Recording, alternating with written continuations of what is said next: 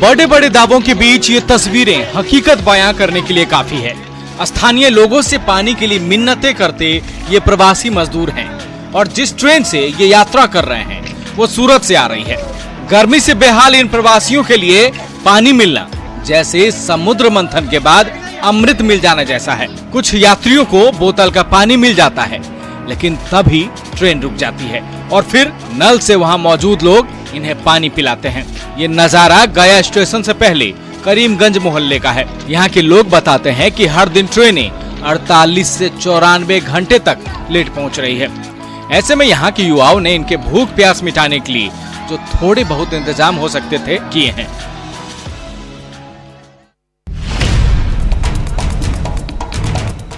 लुधियाना से करीब 25 मजदूर ट्रेन, बस और पैदल सवारी करते हुए पूर्णिया पहुंचे। इनकी जमा पूंजी रास्ते में ही खत्म हो चुकी है। अररिया के बंधु ने बताया कि कोरोना बंदी की वजह से काम बंद होने के बाद हर दिन भरपेट भोजन तक नहीं मिला। राशन लेने लुधियाना जाने पर पुलिस धक्के देकर भगा देती थी। थक हार कर श्रमिक ट्रेन से भागलपुर और फिर पैदल ही ये मजदूर पूर्णिया पहुंच गए। शरीर का घाव दिखाते हुए पंजाब पुलिस पर पिटाई का आरोप भी लगाया। अब किस्मत के मारे ये मजदूर बेचारे अपने गाँव और घर में ही रहना चाहते हैं। ज्यादातर लोगों ने कहा कि अब कितना भी कष्ट हो जाए प्रदेश नहीं जाएंगे। कुछ नहीं सर, राशन का मैसेज आया है, राशन लेने के लिए जाते थे पुलिस वाला भगा देता था, बोलता नहीं तुम्हारा मैसेज नहीं आया, भागो। नाम फोन नंबर लिख के लेता था, भगा देता था। पैदल किसी तरह घर आते मजदूरों को आपने देखा, लाखों मजदूरों को ट्रेन से भी आते देखा, लेकिन 5-10 हजार कमाने वाले मजदूर हवाई जहाज से घर आए, क्या सोचा होगा? नहीं ना, लेकिन ये सच है। बिहार के रहने वाले 10 मजदूर जो दिल्ली में मशरूम की खेती का काम करते थे, उनके मालिक ने उनके लिए फ्लाइट का टिकट बुक करवाया। मशरूम किसान पप्पन सिंह और निरंजन सिंह ने ट्रेनों में भीड़ को देखते हुए ये फैसला लिया। यही नहीं, खुद दिल्ली एयरपोर्ट पर इन्हें छोड़ने पहुँचे। सुबह 6 बजे सपनों की उड़ान के साथ 8 बजे ये मजदूर पटना पहुँचे। यही नहीं, पप्पन और निरंजन ने पटना से समस्तीपुर के लिए बस की भी व्यवस्था कराई। मगर इनका मेडिकल जांच कराई सबकी सरकारी हॉस्पिटल में। दिलदार मालिक की दरियादिली से बिहार के 10 मजदूर ने हवाई यात्रा की, लेकिन झारखंड के 174 मजदूर भी कम खुशकिस्मत नहीं रहे, जिन्हें मुंबई से रांची लाने के लिए हवाई जहाज की व्यवस्था की गई। सारे मजदूर ऐसे थे जो पहली बार जहाज से यात्रा कर रहे थे। इन मजदूरों के चेहरे पर इसकी खुशी साफ झलक रही थी। मुंबई में मिड का काम करने वाली मेरी का कहना है कि उन्होंने पहली बार प्लेन में सफर किया और खुश हैं कि प्लेन में चढ़ने का उन्हें मौका मिला। दरअसल बेंगलुरु लॉ स्कूल में पढ़ रहे छात्रों ने इन्हें भेजने के लिए सरकार से अनुमति मांगी थी, जिसे हेमंत सरकार ने सहर्ष स्वीकार कर लिया। 174 लोग आए, 180 लोग आने वाले थे, 6 लोग मेडिकल को पास नहीं कर पाए वहाँ से, तो उनको सुरक्षा के दृष्टिकोण से रोक दिया गया। 174 लोग वहाँ से बोर्ड कर। धनबाद का इंटरनेशनल हॉस्टल, जहां विदेश के कई छात्र रहकर IIT, ISM में पढ़ाई करते हैं, लेकिन लॉकडाउन के बाद कॉलेज बंद हो गया और ये छात्र यहीं फंस कर रह गए। बुधवार का दिन इनके लिए खुशी लेकर आया जब भारत सरकार की पहल पर इन्हें अपने देश जाने का मौका मिला। ये छात्र फिलहाल दिल्ली पहुंचेंगे और 30 मई को दिल्ली से अपने अपने देश के लिए रवाना होंगे। छात्रों में 5 तंजानिया के और 6 अफगानिस्तान के रहने वाले हैं। जाहिर है घर जाने की खुशी इनके चेहरे से दिख रही थी। हालांकि सूडान और घाना के भी कई छात्र हैं जिन्होंने अपने देश जाने से मना कर दिया है। हमारे अब बच्चे विदेशी छात्र फंसे हुए नहीं है, इन द सेंस कि अब हमारे जो बच्चे बच रहे हैं उनका प्रोग्राम ऑनगोइंग प्रोग्राम है, उनका मतलब उनका कोर्स खत्म नहीं हुआ है। हमारे पास अभी 15 बच्चे बचे हुए हैं।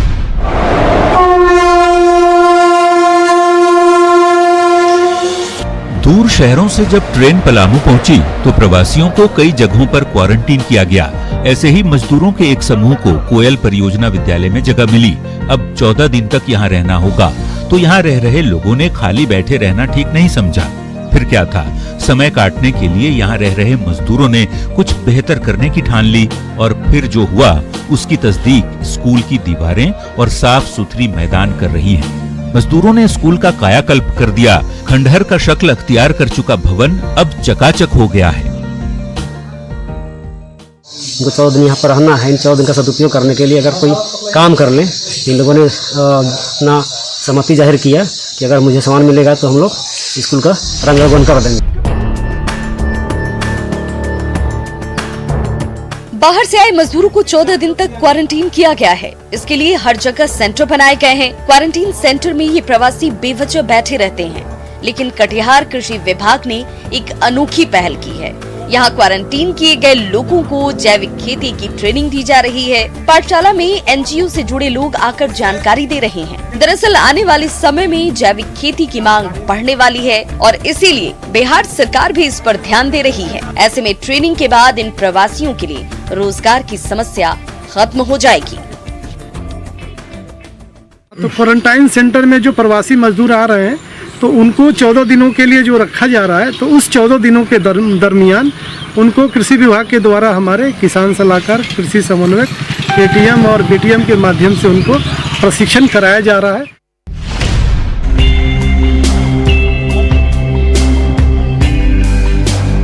बुधवार को रांची सदर अस्पताल से आई ये तस्वीरें हौसला देती हैं। फूल बरसाते सिविल सर्जन और दूसरे स्टाफ। ये फूलों की बारिश उन योद्धाओं के लिए जो ड्यूटी के दौरान कोरोना पॉजिटिव हो गई थी। इनमें 5 नर्सें और 1 मेडिकल स्टाफ शामिल थे। अब सब के सब कोरोना को मात देकर वापस काम पर लौट आए हैं। जाहिर है साथियों से मिले सम्मान से कोरोना वॉरियर्स का हौसला बढ़ा है।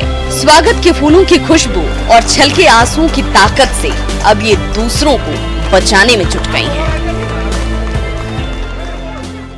झारखंड में अभी तक जितनी रिकवरी रेट है उसको देख करके हम लोग भी काफ़ी उत्साहित हैं कि इससे डरने की कोई बात नहीं है और इसका डट करके सामना करना है, जो कि हम लोग अभी तक करते आए हैं।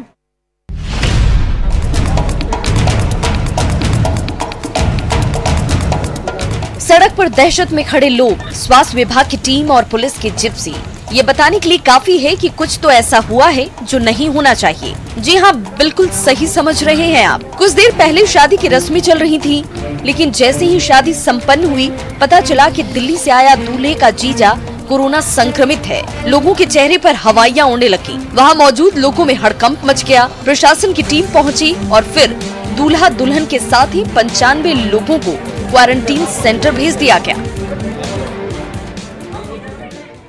एक व्यक्ति के कोरोना पॉजिटिव होने की खबर है रिपोर्ट के मुताबिक। तो कोरोना प्रोटोकॉल के अंतर्गत जो भी कार्रवाई होती है वो आरंभ कर दी। कोरोना के संक्रमण से बचाव के लिए मास्क, सैनिटाइजर और पीपीई किट जरूरी है। डॉक्टरों को तो इसकी आपूर्ति की जा रही थी, लेकिन नालंदा के राजगीर में सफाई कर्मियों को अब पीपीई किट मिला है।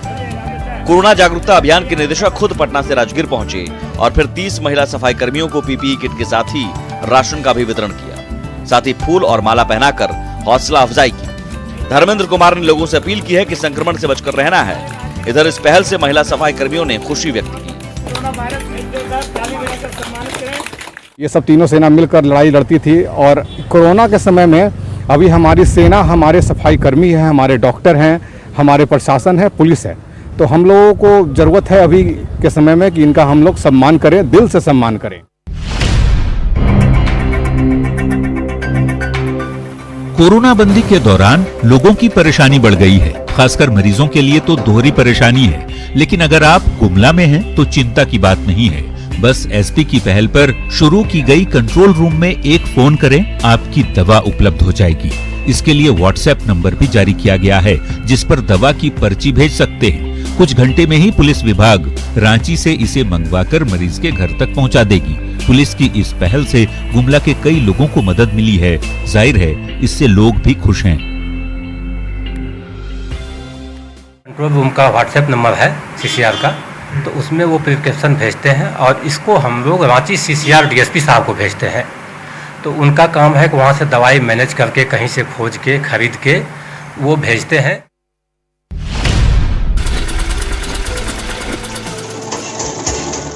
बाहर से आए मजदूरों को रोजगार मिले, इसे लेकर प्रशासन युद्ध स्तर पर मुहिम चला रहा है। पश्चिम चंपारण पुलिस ने भी इसे लेकर पहल की है और सभी विभागों को आदेश दिया है कि मास्क की खरीदारी स्थानीय स्तर से की जाए। सरकार हर परिवार को 4 मास्क उपलब्ध कराएगी, जिसकी खरीदारी स्थानीय स्तर पर ही अनिवार्य किया गया है। पंचायतों को इसे लेकर चिट्ठी भेजी गई है। कोशिश है कि महिलाएं आत्मनिर्भर बने और इसका असर भी दिख रहा है। के अनुदान मद से एक परिवार में 4 मास्क और 1 साबुन देना है। मास्क वहीं से इनकी बिक्री हो जाएगी। इस प्रकार हमारे मजदूरों को जो हमारे टेलरिंग का काम कर रहे हैं, मास्क बनाने का काम कर रहे हैं, उन्हें मास्क की खपत होगी। पहले इन तस्वीरों को देखिए। खेतों की इन क्यारियों को देखकर किसी का भी मन खुश हो जाएगा। पूरी कहानी ये कि बुंडू के किसान जगन्नाथ महतो ने करेले की खेती की, लेकिन बंदी की वजह से बेच नहीं पाए। लेकिन जगन्नाथ ने हार नहीं मानी, सड़ गई सब्जियों का कंपोस्ट खाद बनाया और फिर दल की डीह के बंजर और बेकार पड़ी जमीन पर कोरोना बंदी के दौरान खेती शुरू कर दी। ऑर्गेनिक तरीके से खेती और टपक सिंचाई का असर हुआ। अब कई तरह की सब्जियां फिर से तैयार हैं। रंजीत ने गांव के आसपास के 20 से ज्यादा लोगों को इसमें रोजगार भी दिया है, जिससे पलायन रोकने में भी मदद मिल रही है। इसमें तकरीबन 50% जैविक खाद का इस्तेमाल करते हैं, ताकि लोगों को सेहत अच्छा हो।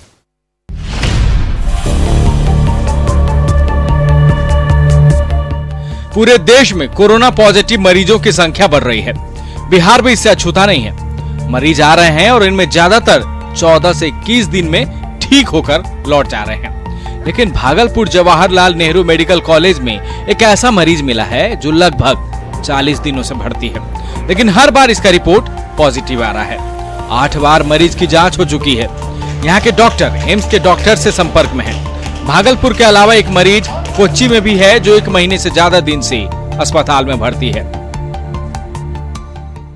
इस तरह के केसेस कभी कभी कुछ वायरसेस के अंदर पल्मोनरी सेल्स में, लंग्स के कोशिकाओं में या गले की कोशिकाओं में रह जाने से ऐसे पॉजिटिव हो सकते हैं। With a singular noun or pronoun, शिक्षा विभाग के DG7 प्रोग्राम के द्वारा कई गाँव में इस तरह के साउंड बॉक्स से गाने बजते आपने देखे होंगे, सुने होंगे। लेकिन दुमका के बनकाठी में लगे इस साउंड बॉक्स से बच्चे पढ़ाई करते हैं। दरअसल कोरोना बंदी के दौरान बच्चों की पढ़ाई बाधित हुई है।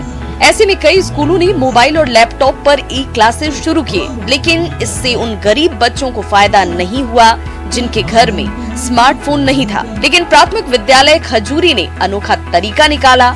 गांव के बीच में ध्वनि विस्तारक यंत्र मतलब साउंड बॉक्स लगाया और फिर घरों में बैठे बच्चे उससे आए निर्देश से पढ़ाई करने लगे। पढ़ाई का ये तरीका छात्रों को खूब भा रहा है और फिर सोशल डिस्टेंसिंग का पालन भी हो रहा है। जिन बच्चों के घर में एंड्रॉयड मोबाइल नहीं है, तो वहाँ उनको परेशानी होती है। दूसरे घरों में कुछ लोग बैठने में देना नहीं चाहते हैं, तो हम लोगों ने ये सोच डेवलप किया।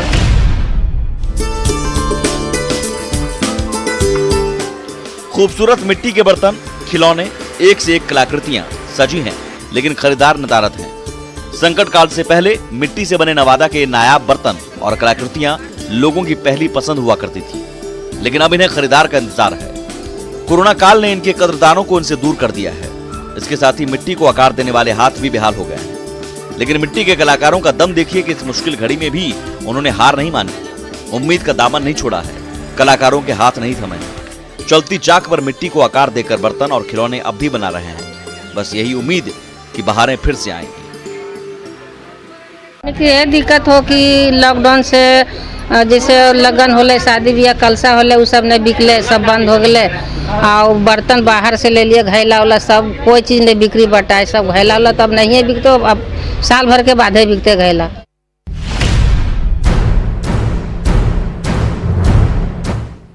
झुंड में मौजूद महिलाएं, बच्चे और पुरुष सैकड़ों फीट गहरे गड्ढे से पानी का जुगाड़ और फिर कई किलोमीटर पैदल घर पहुंचने की कवायद। महाराष्ट्र के अमरावती में पानी से जूझते गांव वालों की ये तस्वीरें परेशानी को बयां करती हैं। दरअसल मेलघाट के शिखलदरा तहसील के कई गांव में पानी के स्रोत सूख गए हैं, लेकिन एक झिरा गांव जो ऊंचे पहाड़ों के बीच बसा है, उनके लिए ये गड्ढा कहें या कुएं कहें, पानी का एकमात्र स्रोत है। वहाँ भी दूषित पानी ही मिलता है, जिसे साफ कर लोग पीने का जुगाड़ करते हैं। ऐसे में जान जोखिम में डालकर गांव वाले खतरनाक पहाड़ियों की चढ़ाई कर पानी लाने को मजबूर हैं।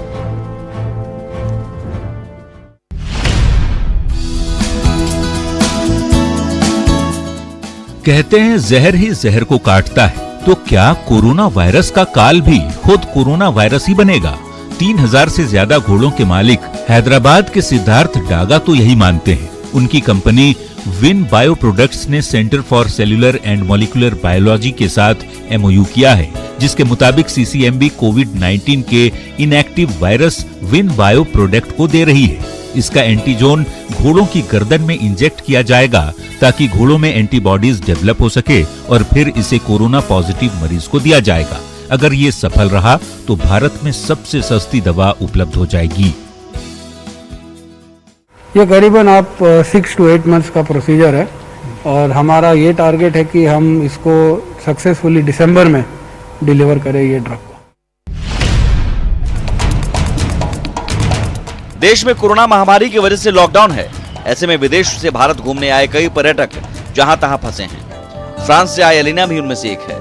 एलिना लॉकडाउन से पहले विश्व पर्यटन नगरी खजुराहो घूमने आई थी, लेकिन अचानक बंदी की वजह से खजुराहो में ही फंस गईं। बंदी के दौरान एलिना ने पेंटिंग को अपना सहारा बनाया। आजकल एलिना अर्धनारीश्वर की पेंटिंग बना रही हैं। इस दौरान कुछ स्थानीय बच्चे पेंटिंग्स बनाने में एलिना की मदद कर रहे हैं और इस तरह बच्चे और एलिना दोनों अपना वक्त बिता रहे हैं।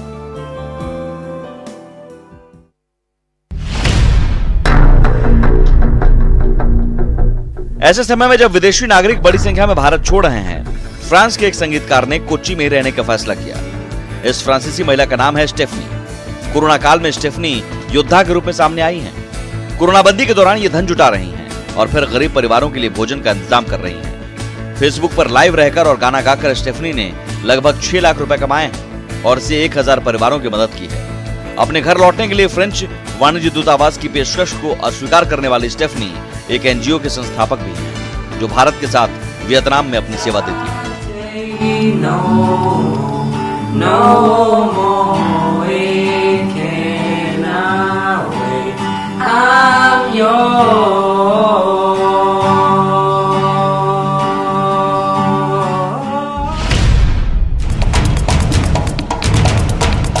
कोरोना से बचाव के लिए सोशल डिस्टेंसिंग अहम कड़ी है, लेकिन कई बार लापरवाही में लोग भूल जाते हैं कि 2 लोगों के बीच सही दूरी है या नहीं। ऐसे में गुजरात टेक्निकल यूनिवर्सिटी के छात्रों ने इसका उपाय निकाला। छात्रों ने इनोवेशन के तहत एक बेल्ट बनाया है, जिसमें अल्ट्रासोनिक सेंसर और बजर फिट है। जैसे ही दूरी 1.2 मीटर से कम होती है, बेल्ट का सेंसर एक्टिव होकर अलार्म देने लगता है। सबसे बड़ी बात है कि कीमत लगभग 150 रुपए आ रही है। तो इसके अंदर जो माइक्रो कंट्रोलर है वो देखता रहता है कि अगर कोई 1.2 मीटर से नजदीक आएगा तो वो बजर से अलर्ट सिग्नल देगा और जिसने पहना उसको पता चलेगा कि सोशल डिस्टेंसिंग का भंग हो रहा है, तो मैं दूर हट जाऊं या किसी और को बोलूं कि मैं भाई तू दूर हो जा मेरे से। कोरोना बंदी में दूसरे मंदिरों की तरह गया का विष्णुपद मंदिर भी बंद है, लेकिन यहाँ के पंडा समाज ने मंदिर खोलने के लिए PM मोदी से गुहार लगाई है। प्रबंधकारिणी समिति की माने तो भगवान विष्णु की पूजा से संकट दूर होता है। ऐसे में जब कोरोना जैसी महामारी का संकट है तो मंदिर बंद रखे जाने का कोई कारण नहीं है। प्रबंधन का कहना है कि सोशल डिस्टेंसिंग का पालन हो, इसकी जिम्मेवारी हम लेते हैं। साथ ही विशेष पूजा और आराधना की जाएगी, जिससे कि कोरोना वायरस से मुक्ति मिले। भारत सरकार और बिहार सरकार दोनों से कि जितने भी भारत के अंदर धार्मिक स्थल है उनको भी एक जो है गाइडलाइंस बना करके और खोलने का आदेश दिया जाए।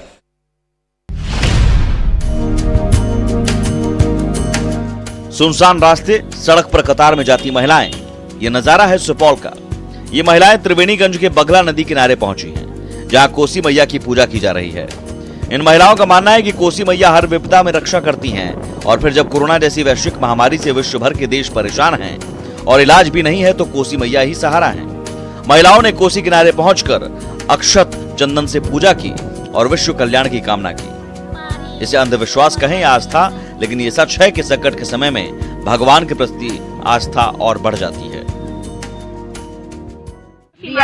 दही चूड़ा चीनी डोरा डोर किया रक्षा करे कहल के जनता कहल के चढ़ाव।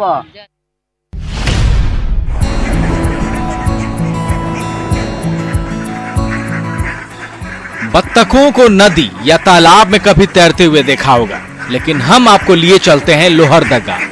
झुंड में सैकड़ों की संख्या में बत्तख, फार्म में हजारों बत्तख। ये तस्वीरें हैं अरू गांव की। कभी दूसरे जगह जाकर रोजगार करने वाले जहांगीर ने खुद का व्यवसाय शुरू किया। कोरोना बंदी की शुरुआत में 50 रुपए में खरीदे गए चूजे अब बत्तख के रूप में तैयार हैं। एक बत्तख की कीमत 300 रुपए तक है। जहांगीर कहते हैं कि आत्मनिर्भर बनना है तो इस तरह का रोजगार बढ़िया है, जिसमें कम लागत में ज्यादा कमाई की संभावना है।